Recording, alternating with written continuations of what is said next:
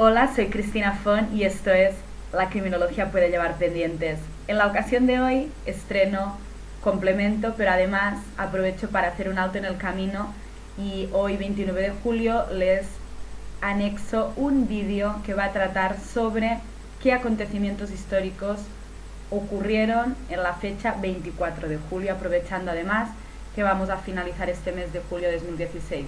Por una razón sencilla, 24 de julio Santa Cristina, servidora que les habla, y en ese aspecto me agradaría, aprovechando a modo de curiosidad, desengranar algunos de los elementos que podemos observar en los que además encontramos muchos alicientes, no solo en ámbito social o sociológico, sino también criminal o criminológico. Por tanto, vamos a ello.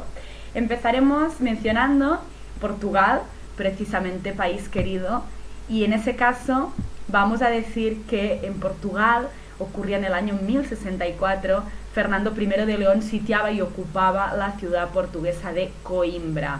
Ese personaje, Fernando I de León, llamado el Magno o el Grande, fue conde de Castilla desde el 1029 hasta el año 1037, año de su muerte, siendo ungido como tal el 22 de junio de 1038. Era hijo de Sancho Garcés III de Pamplona, llamado el mayor rey de Pamplona, y de Muñadona, hermana de García Sánchez de Castilla. Fue designado conde de Castilla también en el año 29 y murió sin dejar descendencia, luchando contra Fernando en la batalla de Tamarón. Sus primeros 16 años de reinado los pasó resolviendo conflictos internos y reorganizando su reino. En el año 1054, las disputas fronterizas con su hermano García III de Pamplona se tornaron en guerra abierta y las tropas leonesas dieron muerte al monarca navarro en la batalla de Atapuerca. En Atapuerca saben ustedes también que se encuentran unas ruinas antropológicas muy importantes, y además me llama especialmente la atención cuando se cita que se pasó buena parte de su vida reorganizando y resolviendo conflictos internos. Eso se podría extrapolar hoy mismo a muchos hechos que están aconteciendo y que además de eso mismo da también respuesta a muchos hechos vitales que a menudo acontecen y suceden y cómo estos van ligados a la parte más puramente criminológica. Vamos a seguir y nos trasladamos al año 1149 y ocurría en Jerusalén. Conrado III y sus tropas son vencidas por las fuerzas de Zengi. En el año 1177, la paz suscrita en Venecia libera a Federico I Barbarroja de la excomunión y pone fin al cisma eclesiástico. Me parece muy interesante destacar, por ejemplo, que Barbarroja era llamado por el color de su barba, como ustedes habrán podido deducir, Barbarossa en italiano, Rothbard en alemán. Este fue desde el año 1147 duque de Suabia con el nombre Federico III, desde 1152 rey de los romanos y a partir de 1155 emperador del Sacro Imperio Romano Germánico. El reinado de Barbarroja representó el apogeo del Sacro Imperio Románico Germano, el primero que le dio ese nombre. También fue responsable de afianzar el poder imperial tanto dentro de Alemania como en el norte de Italia, cuyas ciudades-estado se habían hecho independientes de facto. Sin embargo, la fama y el significado moderno de Federico Barbarroja está unido al nacionalismo alemán del siglo XIX, otro elemento interesante que quizás algún día vamos a darle también respuesta en términos sociales y criminológicos. Barbarroja fue un referente por los nacionalistas alemanes que pretendían reunificar el país bajo un poder fuerte como el del emperador. De hecho, la familia real prusiana pretendía legitimarse como soberanos de una Alemania unida por su relación con Barbarroja. Mientras Federico I era Rothbard o Barbarossa, Guillermo I era Weisbard o Barba Blanca. Ahí queda también eso. Vamos a proseguir y lo hacemos en este caso con otro hecho que acontecía concretamente. Ahí lo tengo. En el año 1557, eso pasaba en Francia, y es que se proclamaba el edicto de Compiègne, por el que se condena a la pena de muerte a los sacramentalistas o relapsos. Esto es interesante también, la pena de muerte. Saben ustedes que sigue hoy día vigente en algunos territorios, en algunos estados, y en Estados Unidos propiamente su jurisdicción, sigue marcando que cada estado puede manejarse en determinados términos. Cada vez ya son más los que van quitando determinados elementos que pudieran entenderse desapropiados o fuera de lugar, y por otro lado acomodando también elementos más propios de este siglo. Va a ser otro tema quizás pendiente para esta sección. Vamos al año 1701. En Estados Unidos los franceses fundaban Fort Pontchartrain, actual Detroit. Además es muy curioso porque probablemente esto sea más bien desconocido, y es que al final Estados Unidos, también tema recurrente en estas charlas, está formado también de muchísimas sensibilidades, pero sobre todo en sus orígenes, sensibilidades que vinieron de otros países y por supuesto también sabrá la historia, ocuparon la tierra que era perteneciente de los indios americanos. Por tanto, eso también, y además eso de indios y americanos también son dos palabras que unidas no sé si me suenan muy bien. Vamos quizás también a tratar alguna vez ese asunto.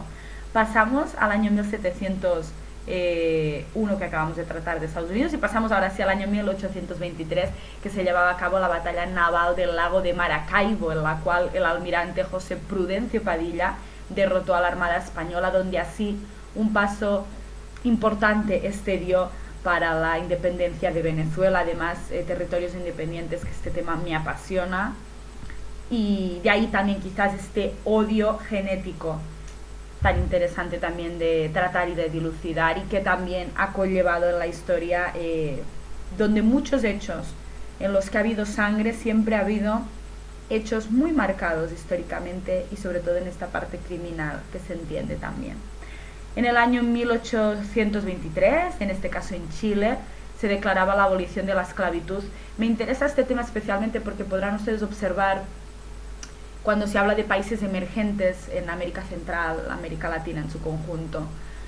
Chile es uno de los países que se entiende como pioneros en este caso, y así es. Y en este caso, ahí lo empezaba a demostrar con este asunto, el tema de la esclavitud, que además se convertía en ese momento en el segundo país de América después de Argentina que liberaba a los esclavos. Y por tanto se entiende siempre que tanto Chile como Argentina en determinados aspectos van muy de la mano, a pesar de que esta emergencia en esta clase de países tiende a tocar techo muy temprano, y eso también es un elemento interesante a tener en cuenta.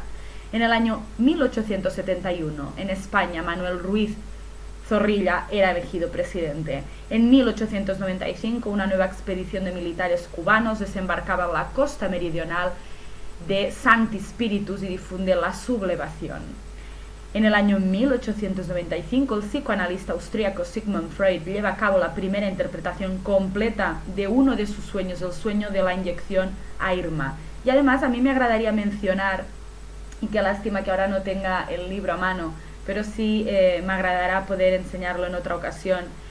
Es una novela basada en la obra de Sigmund Freud, la que estoy teniendo ahora mismo en estos días en mis manos, y en esta se trata de la razón por la cual este decidió nunca más regresar a los Estados Unidos. Voy a enseñarla en próximas ediciones en este canal para que ustedes puedan también conocerla de primera mano.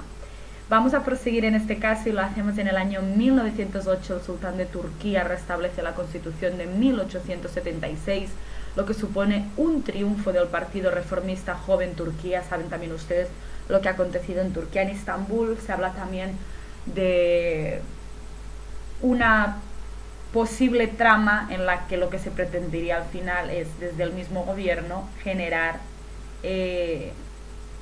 movida y revolución para de algún modo ir eliminando elementos que en estos instantes no están interesando al gobierno de Turquía. Esto también es un tema muy interesante a tener en cuenta y que está aconteciendo y es pura actualidad. En Perú, en el año 1911, el explorador estadounidense Hiram Bingham redescubría Machu Picchu. En Mongolia, sin embargo, en el 1912 se convertía en protectorado ruso. Lo de ocupar sigue estando persistente a lo largo de la historia. También en 1917, Mata Hari comparece ante un tribunal militar y recibe una condena a muerte por espionaje. Me sigue sorprendiendo los hechos innumerables que acontecen, tan vinculados al final con tramas, con crimen, con guerras, y con guerras abiertas que siguen prolongándose hasta el día de hoy. Por tanto, me parece interesantísimo. ¿Qué les parece si les digo que se firma el Tratado de Lausana entre la triple entente de la Primera Guerra Mundial y Turquía, por el que se revisa el Tratado de Sèvres y se devuelve a los turcos todo el territorio tracio al este del río Maritsa y sus territorios en Asia Menor. Esto acontecía en el año 1923. En el 1924 se fundaba en París la Federación Internacional de Ajedrez bajo el lema Gens un sumus, somos una familia. También en China, en el 1928, China adoptaba el sistema métrico decimal. Y seguimos en este mismo año porque finalizaba oficialmente el movimiento del general Augusto César Sandino contra la intervención estadounidense en Nicaragua, aunque la lucha guerrillera no terminaba. También en el Polo Norte un avión suizo rescataba al general Noguil. En 1929 en París dimite el primer ministro Raymond Poincaré por motivos de salud y le sustituía Aristide Briand. También en 1930 en el área de Treviso-Undine, Italia, un violentísimo tornado F5 devastaba 80 kilómetros y en ese momento morían 23 personas. También en el año 33 en España se publica la sentencia contra los procesados por el intento golpista del 10 de agosto de 1932, conocido como la Sanjurjada, con penas que oscilaban entre 22 años de prisión mayor y 3 de reclusión menor. Hubo también muchas absoluciones. Y aprovecho para hacer un matiz, y espero esta parte del vídeo no tener que quedar suscrita, porque tengo el placer de anunciar que muy pronto esperamos contar con la visita de uno de mis ilustrísimos amigos, compañeros y colegas de letras, Ángel Velasco, con el que he tenido el placer de colaborar ya en anterioridad en alguna publicación. Él mismo nos va a venir no solamente a presentar lo que está haciendo en el mundo literario y de la filología, sino que también nos va a comentar, vamos simplemente a mantener una charla sobre asuntos que le competen, a partir de los que estoy convencida vamos a aprender. Por tanto, será interesante que no se lo pierdan y seguramente vamos a dar una visión interesante en términos históricos de algunos acontecimientos muy vinculados también con el presente canal.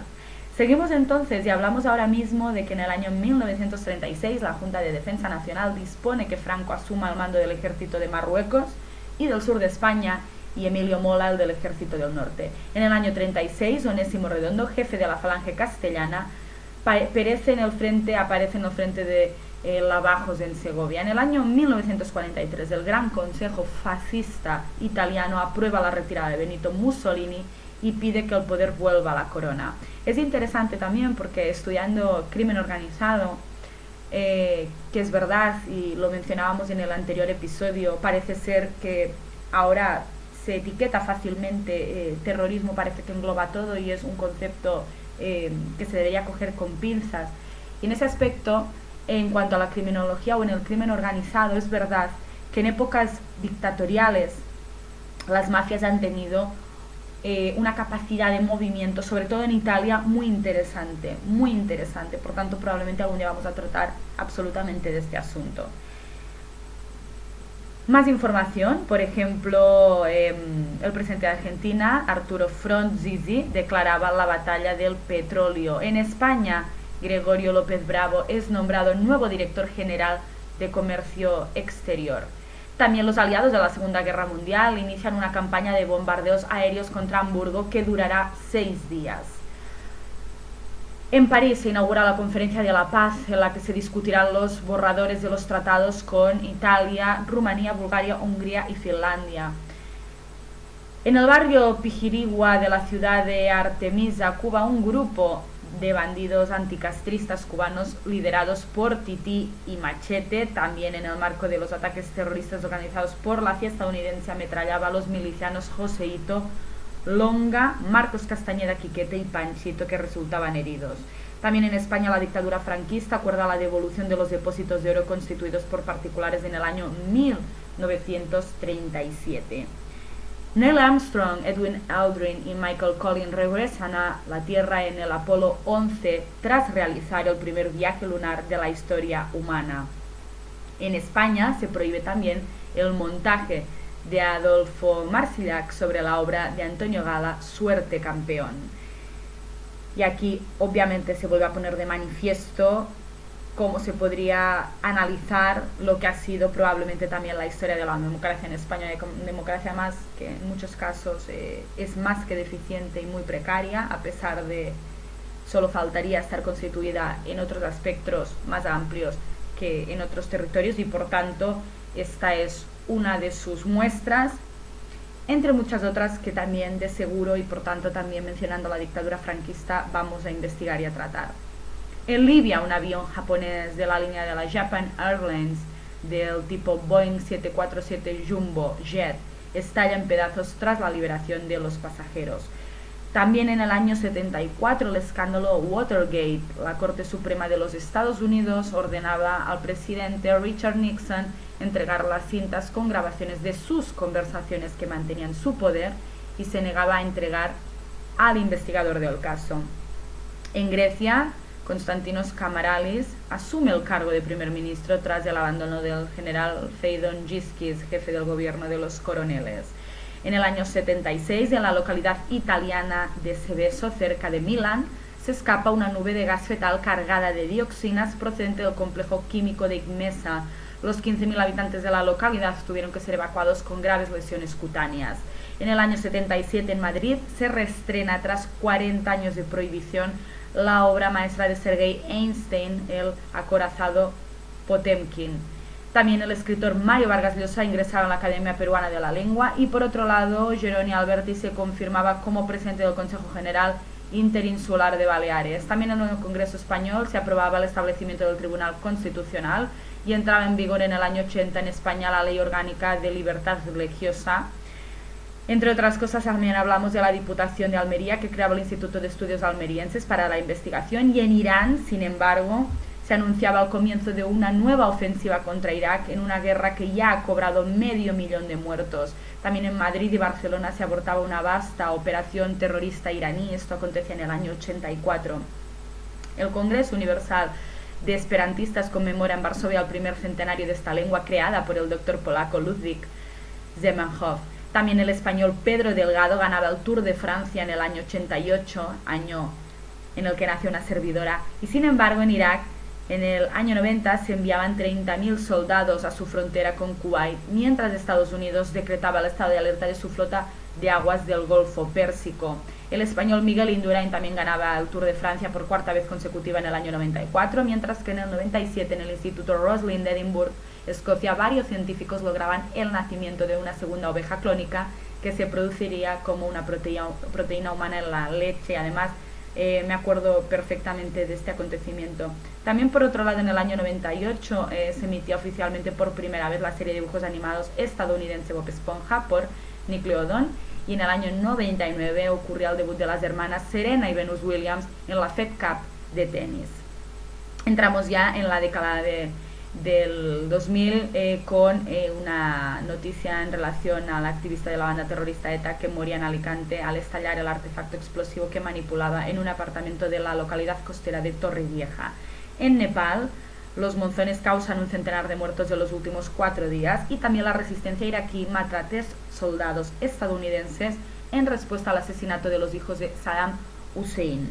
El nadador estadounidense Michael Phelps pulveriza la plusmarca mundial de los 200 metros estilo, mientras el japonés Kosure Kitajima establece un nuevo récord mundial en los 200 brazo en los campeonatos del mundo de natación en Barcelona. En el año 2004, Rodrigo Díaz Gallardo, un joven chileno de 25 años, degolló el sacerdote Faustino Gazziero en el altar de la Catedral de Santiago de Chile. Y esto, además, si me permiten el inciso, me recuerda a una obra de Gabriel García Márquez, del amor y los demonios, donde precisamente esta obra se inicia y empieza motivada por un hecho también con pinceladas parecidas a lo que les acabo de contar. Pasamos por otro lado y ahí entramos en la recta final. Sucedía en el año 2005, en A Coruña se inauguraba una exposición con los fondos cartográficos de la Sociedad Hispánica de América, y también en el 2011 se terminó el servicio de la televisión analógica en 44 de las 47 prefecturas de Japón. En las prefecturas de Iwate, Miyagi y Fukushima, el servicio de la televisión analógica fue terminado en el 31 de marzo de 2012 porque había un terremoto y un tsunami en Tohoku.